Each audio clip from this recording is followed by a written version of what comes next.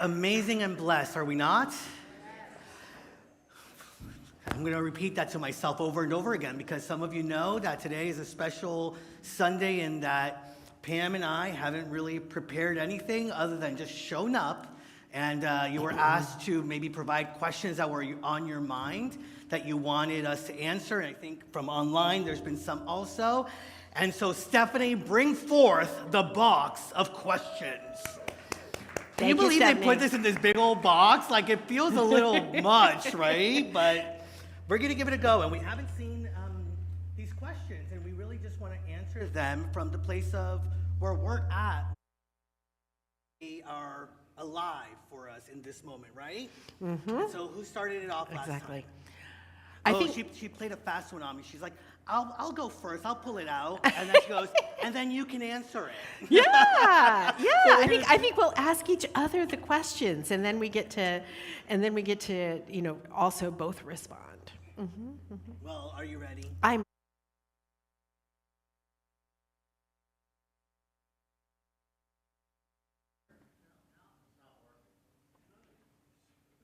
Well, that might be my answer. Is this better? Okay. Yeah, there we go. Maybe it's just like, okay, it's time for me to just... Yeah. So here's the question, and I kind of have a feeling that it was going to come up. So if God is good all the time, how do you explain war, terrorism, famine, and other things happening in the world? Y'all just have to take my metaphysics class. Just kidding. Although Diego could vouch for that, and Gina, because we actually had a long conversation about that. It's about the illusion of separation. See, and in unity, we really, really keep stressing the oneness, right? The wholeness of all creation, that there's no separation. Each of us is an identifiable wave in this ocean, but we're not able to be separated from that great ocean of oneness of all that is. And it's when there's an illusion of separation, when people think that they are separate and different from each other, that these feelings come up that start the distractions that become wars and other hurts and pains in the world. It's an interesting thing because I've come to the place of also being grateful for the questions that come up and also being comfortable with living with the question and being inspired into some answers, but also recognizing that there are things that maybe this mind won't fully capture, but that my heart can. And so even in the midst of war and terrorism and all the ills that are taking place from the place of feeling like we're separate from, that we're not worthy of really living heaven on earth. And when we don't think ourselves as worthy, it's so easy to then think that other people aren't worthy of it also. And so in the midst of all of that, I do, when I look for it, do find the place of love that shows up as an answer to some of those ills. I do find the consciousness of peace and of grace that is showing up. And while I don't want to do away with asking the question, because I think it can be powerful to sit with it, and the whys, and answers can come up, I tend to sit with that, but also then ask, like, what do I do with it, right? And so if I believe that God is all good and I am an expression of God, then it begs the question for myself, what good can I bring to this place? And the moment that I recognize that I am connected to all that is taking place and that I can have that choice of bringing that good, that love, that peace, that joy, whatever that may be, then all of a sudden I'm like, oh, well, there's God's good, right? Because here I am showing up as best as I can as it. And then I realize, oh, and look at how other people are showing up in response to that. So it is about the illusion. It is about feeling ourselves as separate from. And asking the why is powerful because we can undo and forgive and heal all the ills that are within us and in the world? And what do I do with it? How am I God's presence in all of these things? And what do we do about it? Look at our vision. Humanity inspired to its divinity. This human experience, we come into this human experience forgetting who we truly are, forgetting that we are divine. And that's what all these teachings of unity, of yoga, of all the great religions are about. It's about reminding us that we are divine. And so what can I do about world peace today? I can awaken to my divinity. I can do these practices, and I can teach others. And it's interesting because we make it so macro and so much bigger than who we are sometimes. But the reality is that I'm at war with myself a whole lot of times. I don't act in my own best interest. I don't treat myself with love and kindness all the time. And when I realize that, then I understand the whys out in the world. And then I can choose differently. Really powerful. Yeah.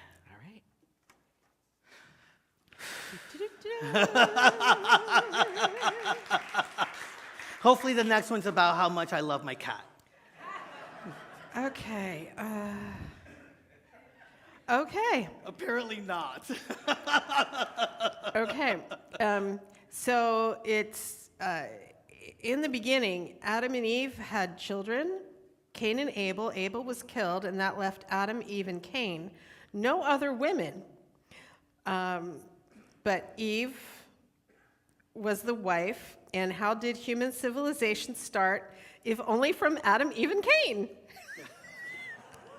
Well, it's my husband that's the scientist. So I'll leave that one. No.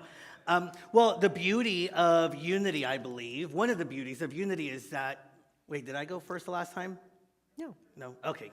All right, good. No, maybe you did. I don't remember. All right. But you started, so go ahead. All right. So one of the beauties that I believe is that we are invited to understand the Bible metaphysically. And so I, like many of you, questioned different stories of the Bible and picked and chose which ones I thought were real, which ones I thought were symbolic, right? And I still have that choice. And through metaphysics and understanding that more than was it real, was it not, understanding that there's a lesson in there for me and that it's connected to my own spiritual journey, it opens me up more fully. So I don't have to necessarily believe that there was only Adam and Eve and Cain and Abel. I actually get to ask myself, what does Adam, Eve, Cain, and Abel represent within me? Mm-hmm. And the moment that I do that, then all of a sudden, like the Bible and the stories open up so much more. And so I'll leave the science part to the scientists. I know from a place of faith, we all come from that divine nature of the divine masculine and the divine feminine coming together in union, and that is the place where all things are birthed. And that is the place where all things lead us to recognize our own divinity. Mm-hmm. Mm-hmm. I would just add to that, while we recognize some historical figures in the Hebrew Scriptures, the Hebrew Scriptures basically, have been shown to not be true historical documents, and especially the creation stories. There's actually two different creation stories in the book of Genesis.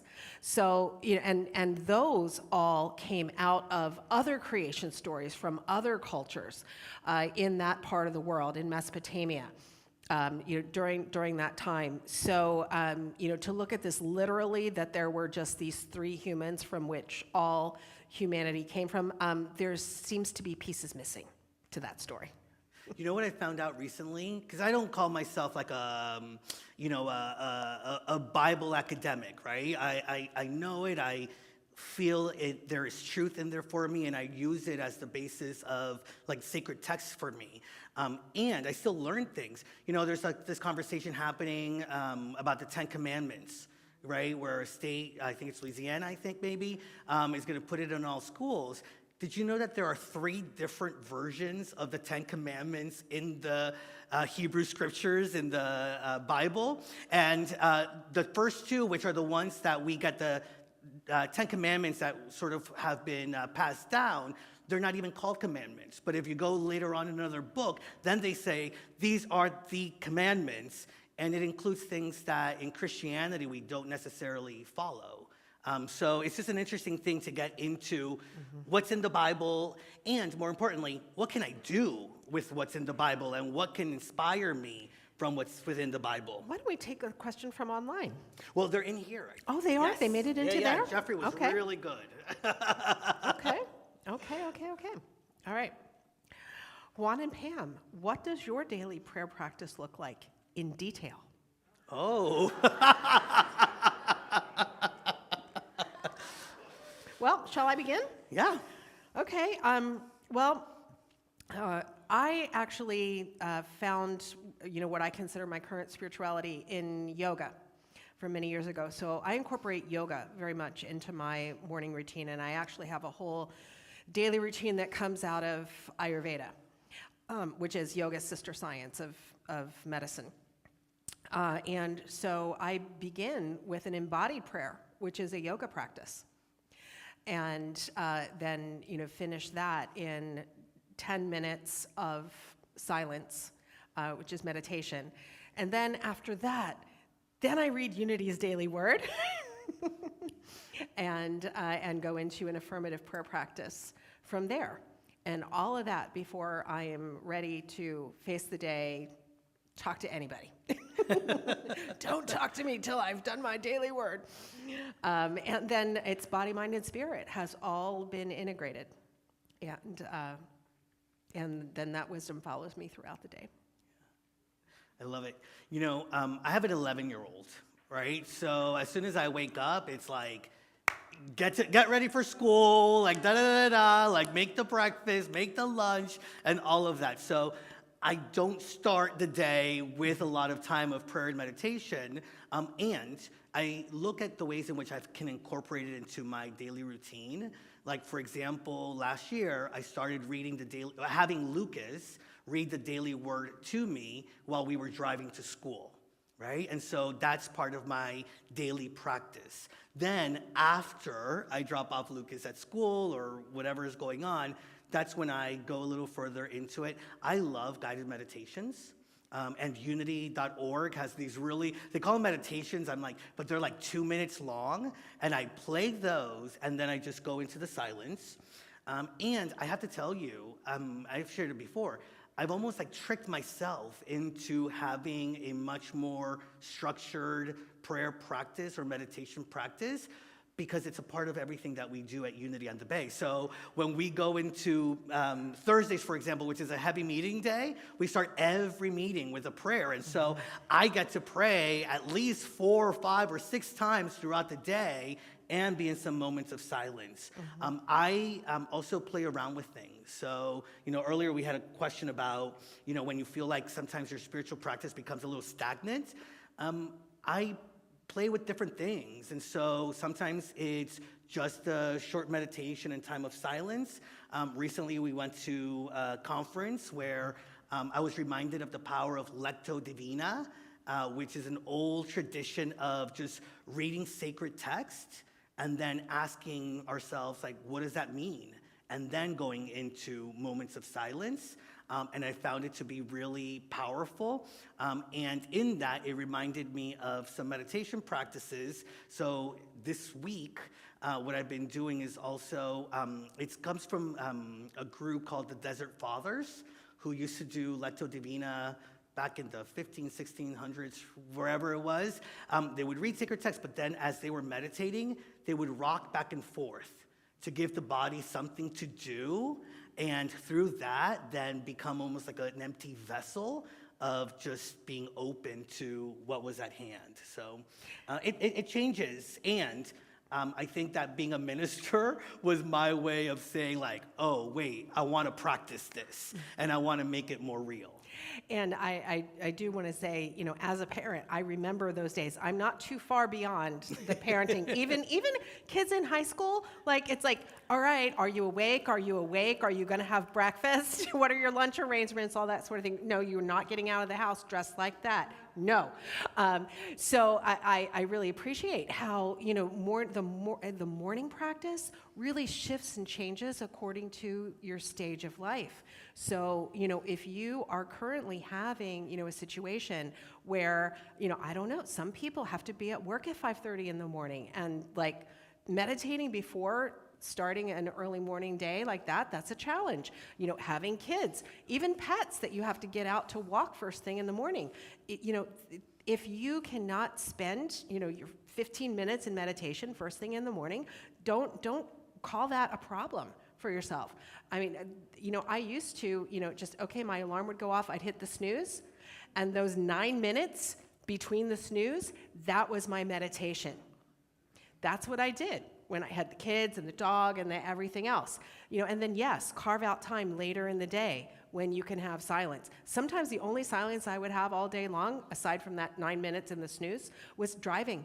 I'd turn off the radio. I would not have the music on. And that, just the hum in the car or the background, that was it. That was, allowing myself to quiet the mind, except for eyes on the road, of course, that alertness, that awareness, witnessing awareness. So, you find the way to get that into your life, even if it's just before falling asleep. That's fine too. Just do make time for the divine. Yeah, being kind to ourselves with that. And it shifts and changes. And now that my husband and son are actually still on vacation and I have the house to myself, you better believe I am using that time wisely for some silence. Yeah. Interesting. Why?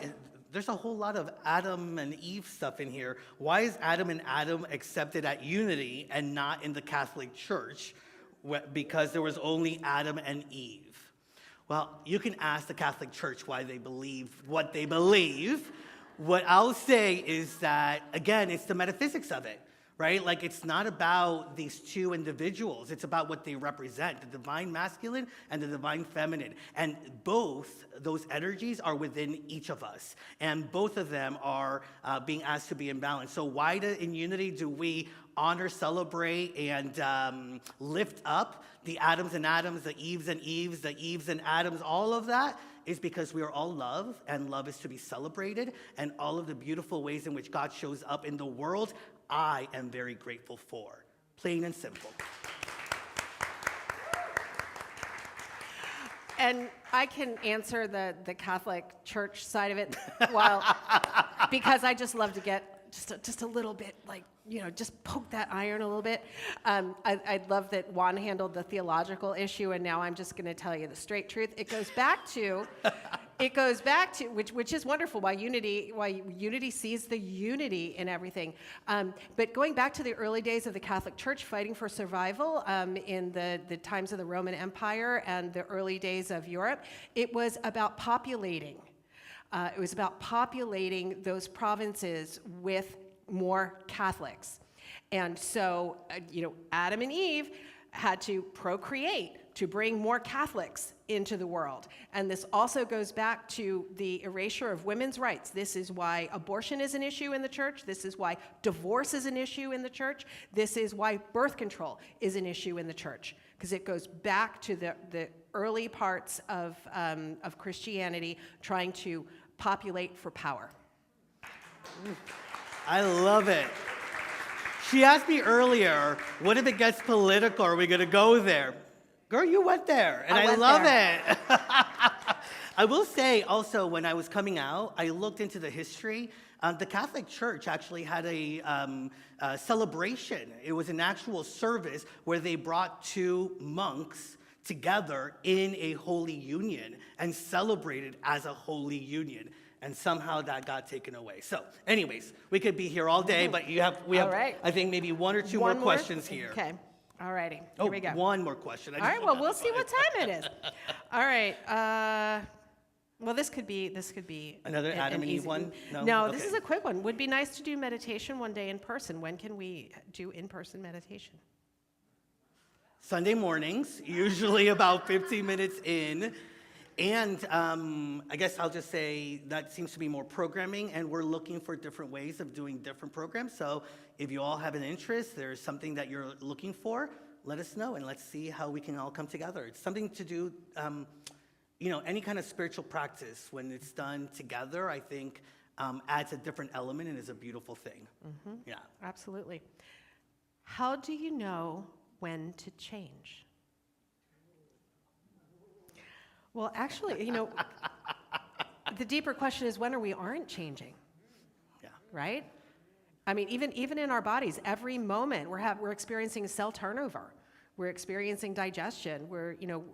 Our experience is changing every moment. I'm making a different sound with my mouth in every moment. We are constantly in shift and change. Now, this may be related to the question we had last service. What do you do when your spiritual practice feels stagnant?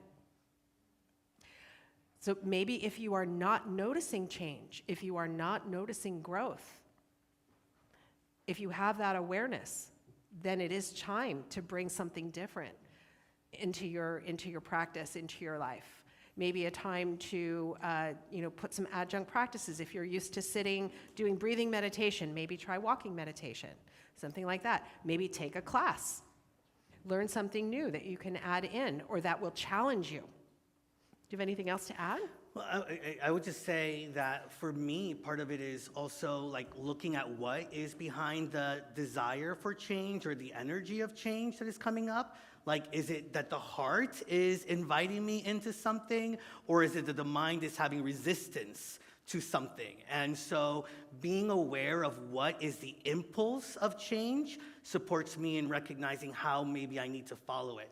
And I'll leave you with this really quick thing. I remember a minister, when I first came to Unity, shared it, and it was a simple, when you're just questioning, go left or go right, you go ahead, stay back, whatever it is, just sometimes don't make it so complicated. Put your hand over your heart, take a breath,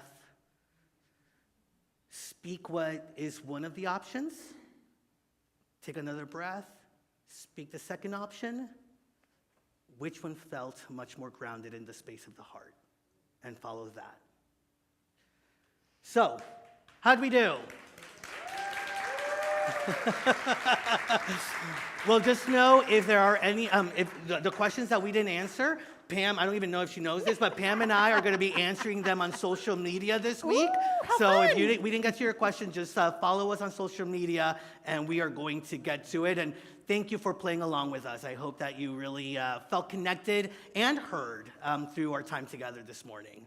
All right.